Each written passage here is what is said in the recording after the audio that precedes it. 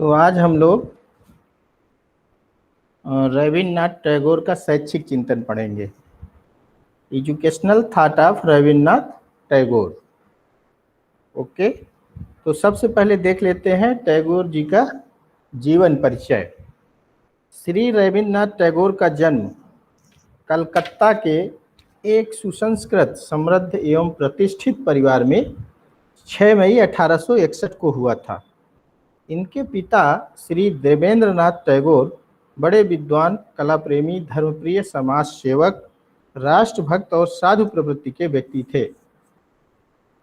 इनके यहाँ सारी चीज़ें सुविधा संपन्न थे, फिर भी जो इनके विचार थे वो सादा जीवन और उच्च विचार इनके परिवार की विशेषता रही। श्री रविन्द्रनाथ पर इसका अमिट प्रभाव पड़ा। रविन्द्रनाथ की शिक्षा का प्रारंभ इनके अपने घर से ही हुआ। इन्हें संस्कृत, बंगला, अंग्रेजी, चित्रकला और संस्कृत, संगीत आदि पढ़ने के लिए अलग अलग अध्यापक नियुक्त किए गए। कुछ बड़ा होने पर रविन्द्रनाथ ने घर से बाहर निकलने की अभिलाषा से विद्यालय में प्रवेश लेने की इच्छा व्यक्त की और इन्हें पास के ही ओरिएंटल सेमिनरी स्कूल में भर्ती करा दिया गया। ठीक है, इस विद्यालय में अध्यापकों का व्यवहार बहुत कठोर था और अमनोवैज्ञानिक भी था। तो रविन्द्रनाथ टैगोर इसमें बहुत अधिक दिन तक नहीं रहे और 7 वर्ष जैसे ही आयु हुई तो इन्हें नॉर्मल स्कूल में भर्ती किया गया। भावुक हृदय के रविन्द्रनाथ इस स्कूल के कृत्रिम पर्यावरण में भी समायोजन न कर सके। 2 वर्ष बाद इन्हें एक ईसाई विद्यालय बंगाल अकादमी में प्रवेश दिलाया गया। यहाँ टैगोर को अध्यापकों की तानाशाही का सामना करना पड़ा। अंत में इन्हें सेंट जेवियर स्कूल में भर्ती कराया गया। टैगोर विद्यालय के संदर्भ में कहते थे, यह स्कूल जेल के समान था। छात्र भय के मारे दबे दबे रहते थे। इस विद्यालय में भी टैगोर का मन पढ़ने में नहीं लगा। सेंट जेवियर स्कूल के संदर्भ में टैगोर जी ने कहा। फिर ये अपने घर पर ही सुबह शाम खूब पढ़ाई जो है करते थे और इन्होंने बंगाली के साथ साथ अंग्रेजी साहित्य और संस्कृत, इतिहास, भूगोल, विज्ञान एवं गणित आदि विषयों का भी अध्ययन किया। इस बीच 12 वर्ष के थे, इनका यज्ञोपवीत संस्कार कर दिया गया। इसी वर्ष इनके पिता इन्हें अपने साथ लेकर देश भ्रमण के लिए निकले। रविन्द्र के जीवन पर इस यात्रा का बड़ा प्रभाव पड़ा। डलहौजी के प्राकृतिक सौंदर्य को देखकर तो इनका हृदय गदगद हो गया था, जो आगे चलकर इनके काव्यों में प्रस्फुटित हुआ। यात्रा से लौटने के बाद इनकी अनौपचारिक रूप से जो शिक्षा है वो चलती रही और इनके पिता देवेंद्रनाथ से प्रेरणा पाकर इन्होंने वेद और उपनिषदों का अध्ययन करना शुरू कर दिया। ये उपनिषद दर्शन से अत्यधिक प्रभावित हुए और अध्ययन के साथ साथ ये सामाजिक, धार्मिक और राजनीतिक कार्यों में भी भाग लेते रहे। इनमें राष्ट्रीय भावना का विकास हुआ और 1978 में इंग्लैंड गए और 1981 तक वहाँ पर इंग्लैंड में रहे। वहाँ इन्होंने लैटिन और अंग्रेजी साहित्य का अध्ययन किया। 1881 में भारत लौट आए और 1881 में ही कानून की शिक्षा प्राप्त करने के उद्देश्य से इंग्लैंड गए, लेकिन वहाँ जाते ही इनका विचार बदल गया और ये फिर से भारत वापस आ गए। इंग्लैंड से भारत लौटने के बाद इन्होंने लेखन कार्य शुरू किया। इस प्रकार इनके पास पूर्व और पश्चिम के जो अनुभव थे, एक ओर ये अपने देश के पिछड़ेपन से बहुत ज़्यादा दुखी थे और दूसरी ओर यूरोपीय देशों की वैभव संपन्नता से भी प्रभावित थे। ये देखते थे कि हमारा देश बहुत पिछड़ा है, गरीबी से युक्त है, लेकिन जो यूरोपीय देश हैं वहाँ वैभव संपन्नता है। तो इनके मन में अपने देश की दशा सुधारने और इसे राजनीतिक स्वतंत्रता दिलाने में, सामाजिक सुधार करने और इसे प्रगति की ओर अग्रसर करने की एक इनके मन में ललक थी और यह सब इनकी रचनाओं में भी देखने को मिलता है। 1881 से लेकर 1891 तक इनके लेख मासिक पत्रिका भारती में छपे। इसके बाद 1891 से लेकर 1895 तक इनके लेख साधना पत्रिका में छपे। इनके लेख केवल साहित्यिक ही नहीं होते थे, अपितु इनमें समाज सुधार और राजनैतिक जागृति की एक अद्भुत शक्ति होती थी। 1891 में इनकी एक पुस्तक यूरोप यात्री डायरी प्रकाशित हुई। इस पुस्तक में पूर्वी देशों की जड़ता और पश्चिमी देशों की जागृति का बड़ा सजीव और हृदय स्पर्शी वर्णन किया गया था। टैगोर अपने समय की शिक्षा पद्धति से भी बड़े असंतुष्ट थे। टैगोर के समय जो शिक्षा पद्धति थी उससे टैगोर जी असंतुष्ट थे। इन्होंने शिक्षा के संबंध में खूब सोचा और खूब लिखा। 1892 में इन्होंने शिक्षार हेरफेर की रचना की। इस पुस्तक में तत्कालीन शिक्षा के दोषों को खुलकर उजागर किया टैगोर जी ने, और 19वीं शताब्दी के अंत तक रविन्द्रनाथ ने अनेक साहित्यिक लेखों, निबंधों और ग्रंथों की रचना कर डाली। साथ ही अनेक समाज सुधार, शिक्षा सुधार और राष्ट्रीय जागरण संबंधी लेख भी लिखे। 1901 में इन्होंने अपने पिता की आज्ञा से कलकत्ता से लगभग 160 किलोमीटर दूर बोलपुर स्थान पर उनके शांति निकेतन आश्रम में शांति निकेतन ब्रह्मचर्य आश्रम की स्थापना की। प्रारंभ में इस विद्यालय में केवल 5 विद्यार्थी थे। जब शुरुआत की ब्रह्मचर्य आश्रम की तब वहां पर केवल 5 विद्यार्थी थे और रविन्द्रनाथ टैगोर एकमात्र शिक्षक थे। इस विद्यालय में रविंद्र ने अपने शैक्षिक विचारों को मूर्त रूप देना शुरू किया। 1902 से लेकर 1905 तक रविंद्रनाथ राष्ट्रीय आंदोलनों में भी सक्रिय रहे। 1905 में इन्होंने बंग विभाजन विरोध आंदोलन और स्वदेशी आंदोलन में खुलकर भाग लिया। इसके साथ साथ इनकी साहित्य साधना भी चलती रही। 1906 से लेकर 1909 के बीच इनकी अनेक रचनाएं प्रकाशित हुई, जिनमें उत्सवेर दिन, पूर्व पश्चिम, धर्म और शांति निकेतन मुख्य हैं। 1910 में इनका विश्वविख्यात काव्य ग्रंथ गीतांजलि प्रकाशित हुआ। गीतांजलि दिव्य भावनाओं से पूर्ण गीतों का संग्रह है।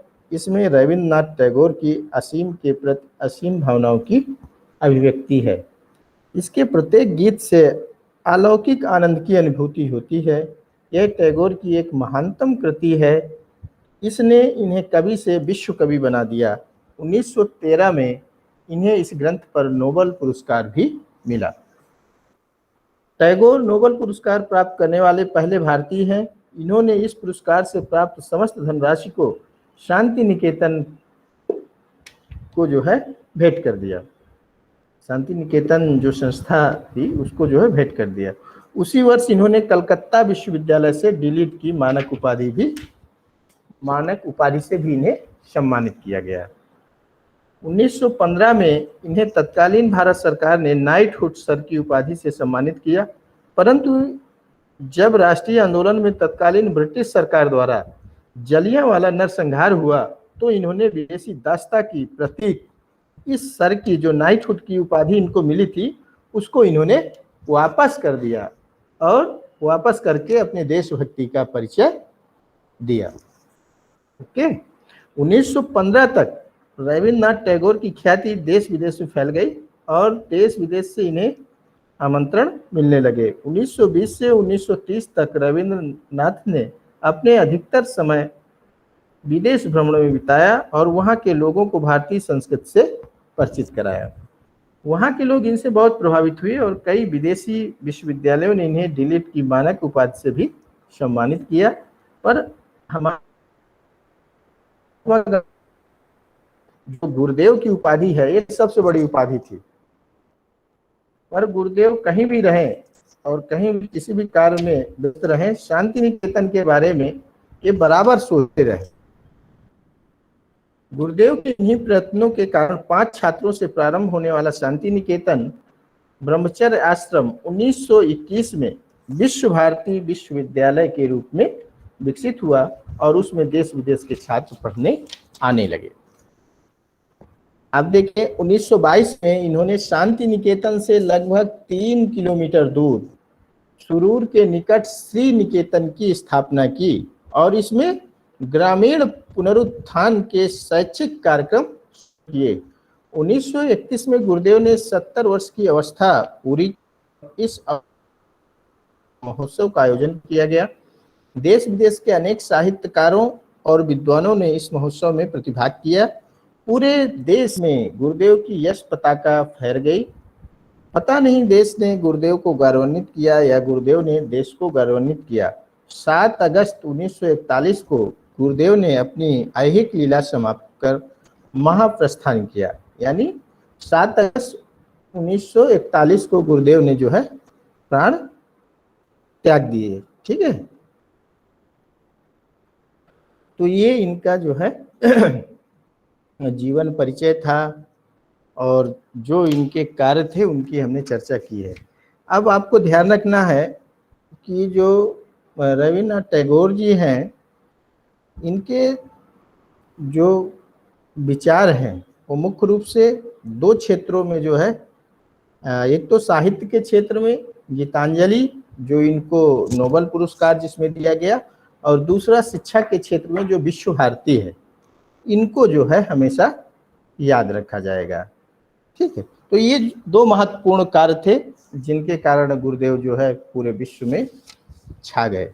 ठीक है, पहला एक तो इन्होंने जो साहित्य के क्षेत्र में गीतांजलि जैसी पुस्तक लिखकर नोबेल पुरस्कार प्राप्त किया, और दूसरा शिक्षा के क्षेत्र में जो इन्होंने विश्व भारती जैसे विश्वविद्यालय की स्थापना की।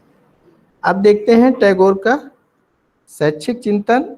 शैक्षिक चिंतन में सबसे पहले देखते हैं हम लोग शिक्षा का संप्रत्यय।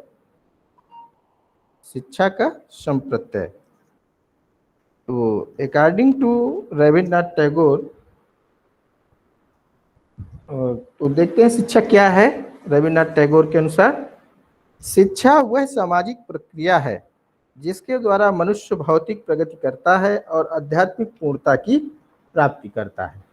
भौतिक दृष्टि से गुरुदेव ने शिक्षा को इस प्रकार परिभाषित किया है: वास्तविक शिक्षा वह है जो उपयोगी वस्तुओं की वास्तविक प्रकृति को जानने और उनके उपयोग करने और उनसे वास्तविक जीवन की रक्षा करने में सहायता करती है। क्लियर है? आवाज आ रही है? जी सर। Yes sir. आवाज सबको क्लियर मिल रही है? जी सर। चलिए यस देखिए, सर। टैगोर के अनुसार सर्वोच्च शिक्षा वह है जो हमारे जीवन और समस्त सृष्टि के बीच क्या करती है? समरसता स्थापित करती है। रविन्द्रनाथ टैगोर कहते हैं कि सर्वोच्च शिक्षा वह है जो हमारे जीवन और समस्त सृष्टि के बीच समरसता स्थापित करती है, या कहें समन्वय स्थापित करती है, कोऑर्डिनेशन स्थापित करती है। ठीक है, अब देख लेते हैं शिक्षा के उद्देश्य। रविन्द्रनाथ टैगोर के अनुसार शिक्षा के उद्देश्य देखिए, सबसे पहला उद्देश्य है शारीरिक विकास का उद्देश्य।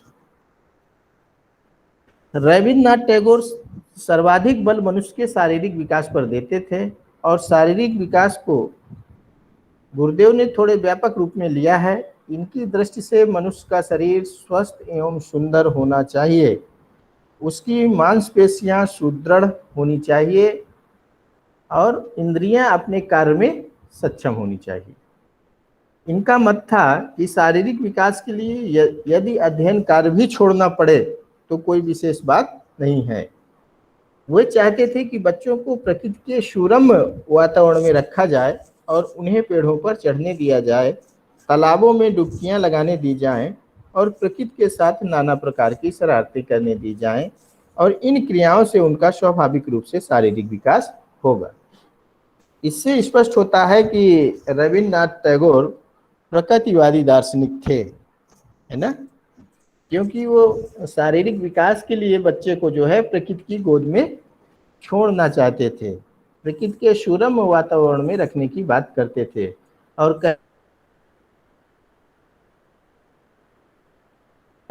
प्रकृति के साथ नाना प्रकार की शरारतें करने दी जाए, और इन क्रियाओं से उनका क्या होगा? स्वाभाविक रूप से जो नेचुरल डेवलपमेंट है वो शारीरिक विकास उनका होगा। नेक्स्ट बौद्धिक विकास की बात करते हैं। नेक्स्ट उद्देश्य इनका क्या है? बौद्धिक विकास। रविन्द्रनाथ टैगोर मनुष्य के बौद्धिक विकास पर भी बल देते थे, परंतु बौद्धिक विकास से इनका जो तात्पर्य था कुछ विषयों के ज्ञान मात्र से नहीं था, अपितु विभिन्न मानसिक शक्तियों, स्मरण, कल्पना, चिंतन और तर्क आदि के विकास और इनके साथ उनका शक्तिशाली संगठन, जिसके द्वारा मनुष्य विभिन्न प्रकार का ज्ञान प्राप्त करता है, उसमें से उपयोगी और अनुपयोगी तथ्यों को अलग करता है। ठीक है, तो रविन्द्रनाथ टैगोर जी चाहते थे बौद्धिक विकास के अंतर्गत जो मानसिक शक्तियां हैं उनका विकास हो, जैसे स्मरण शक्ति, कल्पना शक्ति, चिंतन शक्ति और तर्क शक्ति। ठीक है, इससे क्या होगा कि जो विद्यार्थी है वो कौन सी चीजें उसके लिए उपयोगी हैं और कौन सी चीजें अनुपयोगी हैं, इसका वो निर्णय कर पाएगा। ओके, आगे देखिए, नए नए उपयोगी तथ्यों की खोज और निर्माण करेगा और अपने भौतिक जीवन को सुखमय बनाने तथा आध्यात्मिक पूर्णता की अनुभूति में सफल होगा। इनके विचार से यह बौद्धिक विकास जीवन की वास्तविक क्रियाओं में सक्रिय भाग लेने से हो सकता है। रविन्द्रनाथ टैगोर कहते थे कि बौद्धिक विकास जीवन की वास्तविक क्रियाओं में सक्रिय प्रतिभाग करने से हो सकता है। नेक्स्ट उद्देश्य देखिए, वैयक्तिक एवं सामाजिक विकास। वैयक्तिक इंडिविजुअल या इंडिविजुअलिटी भिन्नता में विश्वास करते थे। मतलब जो वैयक्तिक विभिन्नता है, रविन्द्रनाथ टैगोर जी वैयक्तिक विभिन्नता की भी बात करते हैं कि प्रत्येक व्यक्ति अपने आप में क्या है, अनोखा है या उसकी अपनी अलग विशेषता है। वैयक्तिक विशेषताओं की बात करते थे, जिसमें ये कहते थे कि जो बच्चे हैं उनकी अपनी रुचि, रुझान और क्षमताओं के अनुसार उनका विकास किया जाना चाहिए, परंतु यह विकास होगा कहाँ, समाज में। इनके विचार से एक मनुष्य का दूसरे मनुष्य के साथ आध्यात्मिक संबंध होता है, जिसके कारण ही वे एक दूसरे के कल्याण की कामना से प्रेरित होकर सामाजिक संगठनों का निर्माण करते हैं। शिक्षा द्वारा मनुष्य में कल्याण भावना का विकास होना चाहिए।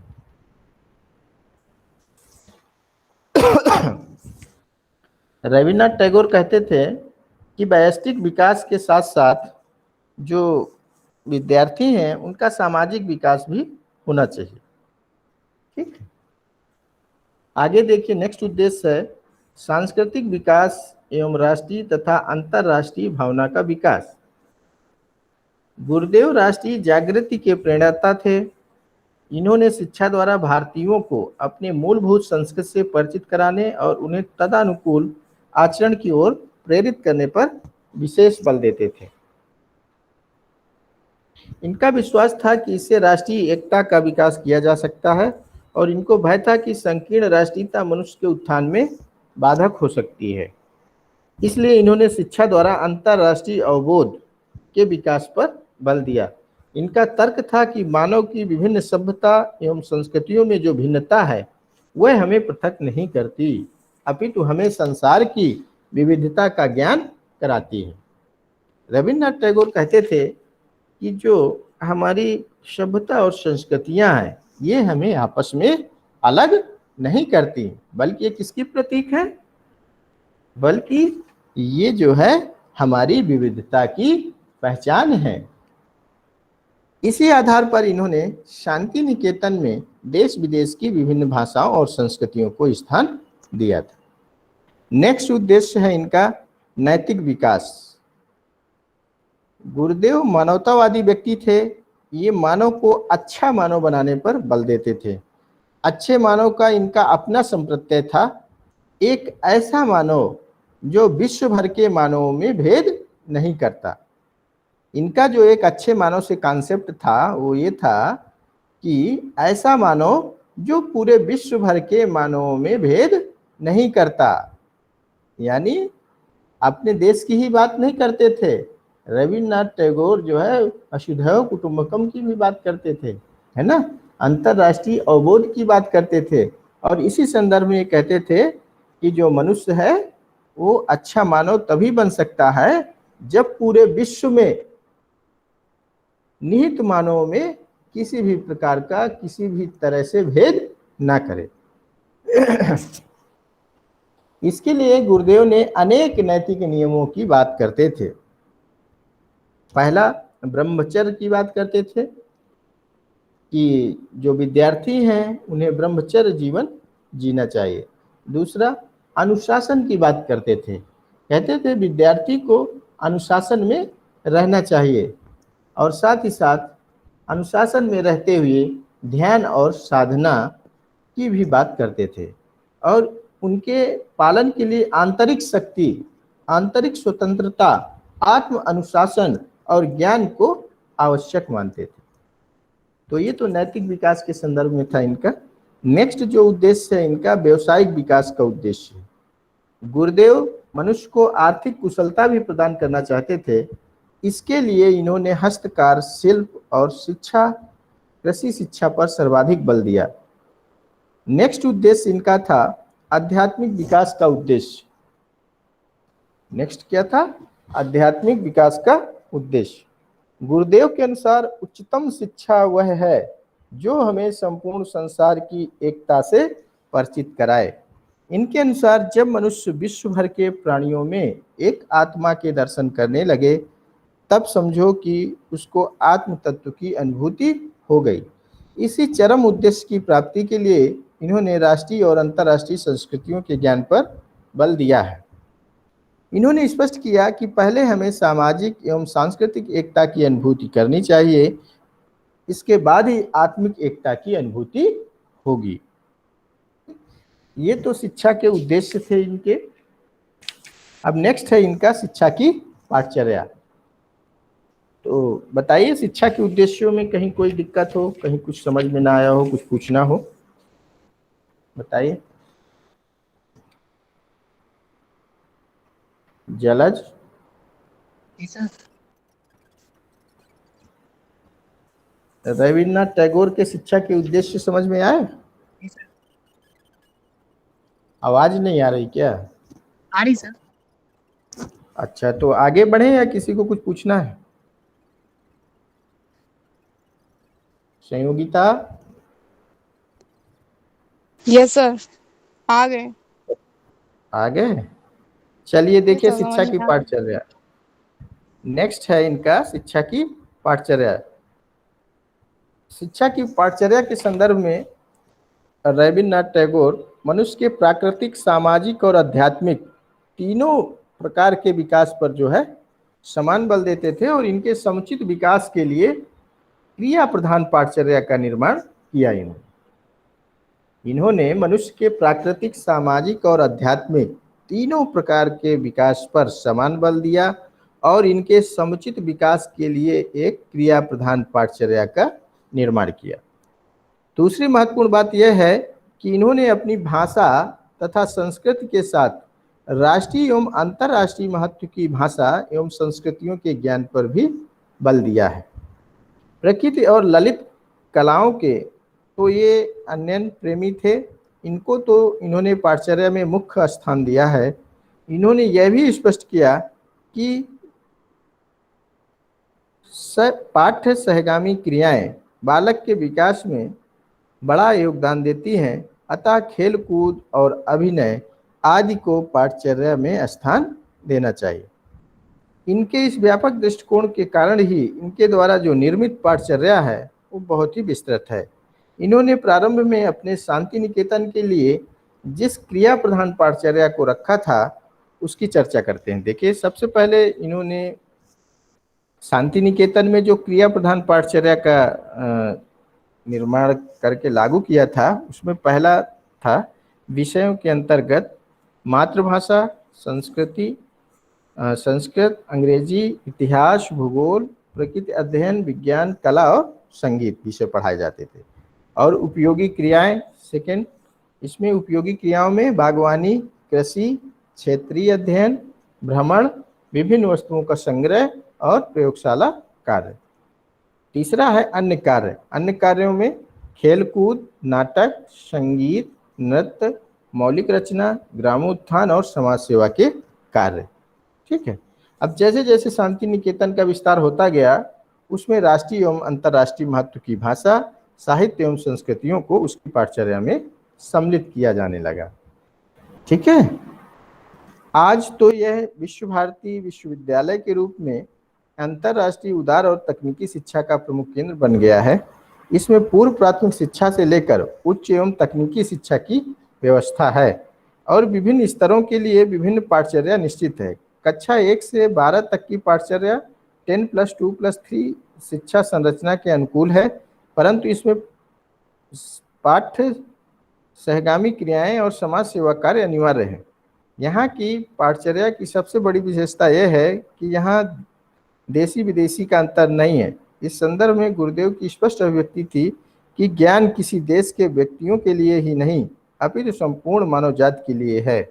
रविन्द्रनाथ टैगोर स्पष्ट रूप से कहते थे कि ज्ञान किसी देश के व्यक्तियों के लिए ही नहीं, अपितु संपूर्ण मानव जाति के लिए है। यही कारण है कि विश्व भारती विश्वविद्यालय में देश विदेश की भाषाओं, संस्कृतियों, ज्ञान, विज्ञान और तकनीकी की शिक्षा की व्यवस्था है। विदेशी छात्रों के लिए कुछ विशेष पाठ्यक्रम, भारतीय संगीत आदि भी चलाए जाते हैं। एक बात यहाँ की पाठचर्या में विशेष है और यह कि यहाँ आज भी कला, संस्कृति, धर्म और ग्रामोत्थान केंद्रित है। आज भी वहाँ पर जो है कला, संस्कृति, धर्म और ग्रामोत्थान के कार्यों पर केंद्रित है। तो ये इनकी पाठचर्या है और मैंने आपको जो है जो इनके द्वारा स्थापित संस्था है वहाँ पर किस तरह की पाठचर्या चलती है शांति निकेतन में, ठीक है, उसको भी चर्चा कर लिया। अब नेक्स्ट बिंदु है इसमें शिक्षण विधियाँ। रविन्द्रनाथ टैगोर के अनुसार शिक्षण विधियाँ, तो शिक्षण विधियाँ अनुशासन, शिक्षक, शिक्षार्थी, विद्यालय नेक्स्ट की क्लास में डिस्कस करेंगे। ओके, आज यहीं तक।